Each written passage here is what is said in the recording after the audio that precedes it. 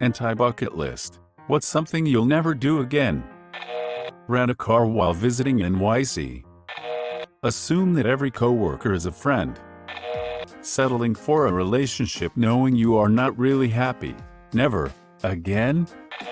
I was a server for 5 years. It was fun most of the time, but God almighty, the worst customers could drive a person to murder.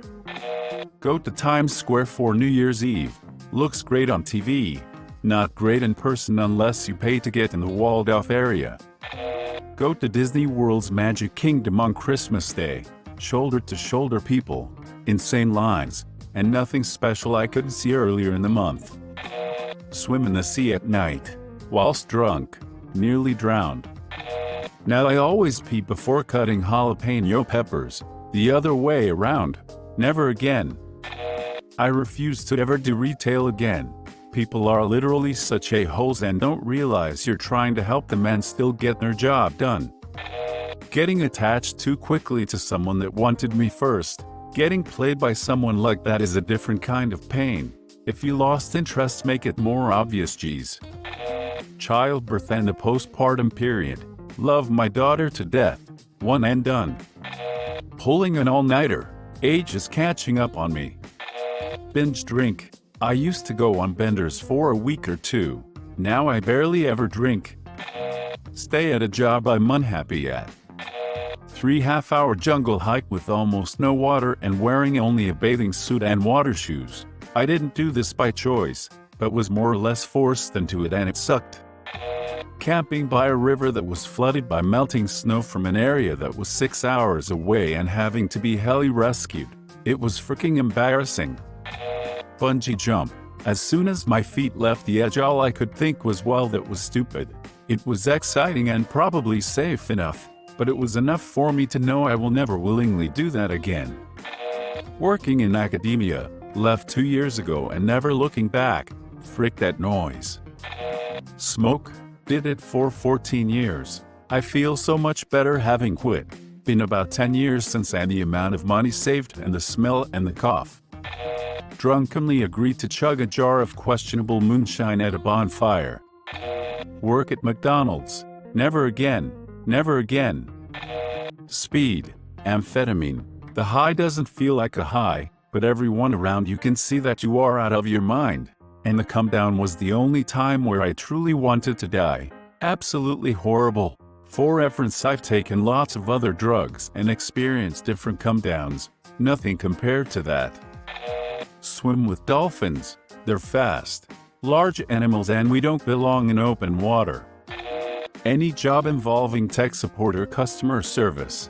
I'll starve before I deal with entitled older people who demand the latest technology, but refuse to learn how to actually use their new technology and expect the world to bend over backwards to satisfy their unrealistic demands. Half of them don't think plugging in their TV is a requirement before calling and screaming that this darn useless smart TV don't even want to come on, and I've tried everything.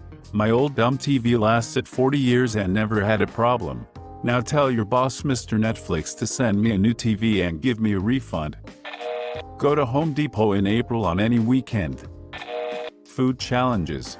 I tried eating a 1-kilogram steak once and almost threw up. That was my first and last food challenge. Meth. Tried it once and it lasted 14 months. All I did was play League of Legends. It severely fricked up my posture. I got frostbite on my ankle from my air conditioning just from gaming. Meth constricts your blood vessels, and I already had poor blood flow to my extremities. The scar where the tissue died is still there. Also collapsed my arches from curling my toes constantly while gaming. I'd get tendinitis on top of my foot and couldn't walk. That shoot will destroy your body in no time. Stay away. Hang out with people I don't like just to have an excuse to get out of the house. Birthing without an epidural. I had laughing gas instead. Made me high as a kite. I screamed in pain while I was dissociating into space. Attempt suicide. Work as a bartender. I know, the money is good. But getting home at 4 a.m. or later, the booze and drug scene, surviving on Red Bull and Pedialyte, and getting grabbed by strangers while trying to pay my bills is not the life for me. 787 days sober and I'll never look back. Got my degree and working as a design specialist content developer for a museum now and I love my job. Also started my own small business and it's going really well so far. I have an art show coming up soon and I'm really excited for it. I'm never gonna dance again. These guilty feet have got no rhythm. Stay in an abusive relationship. Keep putting everyone else's needs over my own. Facebook. Deleted the account. Never going back. I don't miss it at all. My ex-girlfriend. Give birth. I love my son so much, but hard pass on pushing another human out of me again. Moved to be closer to my family. I saw them just as much when I lived across the country. They put in zero effort, so I moved back. They can come visit me, or they can burn in hell. Talk to my extended family. Wisdom tooth removal. Uni, see urgent. Just don't like the taste. And don't say have you tried. This isn't green eggs and ham. I've given it a shot. And my taste says no to uni. If you like it, good. More for you. Cocaine. Unless I am on the farm in Colombia and I personally dry the leaves and get the powder. Who knows what I put in my body, but never again. Go to a trip club. I've never felt so awkward in my entire life. Hook up with people on Craigslist. I know it's not possible anymore, but I had always wanted to. When I did, my God, it was bad. Guys straight up lying about what they look like, sexually assault. Ladies with serious mental health issues refusing to let me leave for a couple days. Marathons. I did one to prove to myself I could do it and have no interest in doing one again. I know a lot of people say they catch the bug and can't stop doing them once they've done one. I am not one of those people. Once dated someone whose family did triathlons and ran a marathon on Thanksgiving as their turkey trot. Absolutely not. Glad I did it. Never again. I just binge drank for 5 days and now I've got a horrible hangover. Not doing that again. Whiskey. Liked it too much. Got too drunk. It was too easy to drink and drink and drink and drink over and over. I'll never touch the stuff again. Having Shreks without wanting to. I was in a relationship with someone who'd frequently pressure me into having Shreks, and I'm definitely never ever doing that again. Body suspension. What's it feel like being hung from your back by hooks? Feels like being strung up from the ceiling by big metal hooks in your back. Why was I surprised that it wasn't transcendental? Bungee jumping. Give FK about other people's opinions of me. Not my business. Going a 2-seat Spitfire again. It made me feel pretty rough. It's not for the faint-hearted. Absolutely fantastic experience though. Get another dog. Close to retirement so it's time to travel.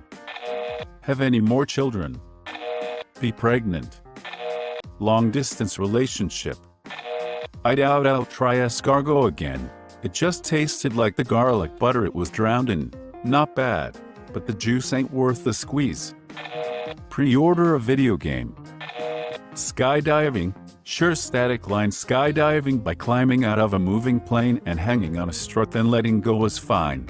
It was after chute opened and I was swaying from the chute, with nothing to see, but the ground that I started to get really nauseous, like seasick. I guess the inner ear feeling me swaying did not jibe with what I was seeing. Basically ground is so far away my brain couldn't see parallax correctly.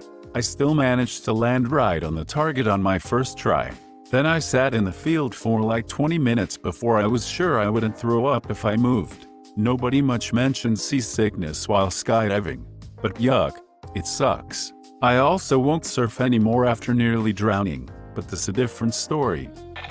Mushrooms, without a doubt. If I closed my eyes my thoughts turned into endlessly shattering and reforming stained glass and there were eyes just everywhere. Be high as frick on acid in the middle of an intense lightning storm and nearly get hit by lightning. Drive way too fast on public roads. It's just dumb. Live in Alberta where the winter is 6 months long and goes down to -40°C. Just here to learn from the mistakes of others. long-distance driving to a holiday destination.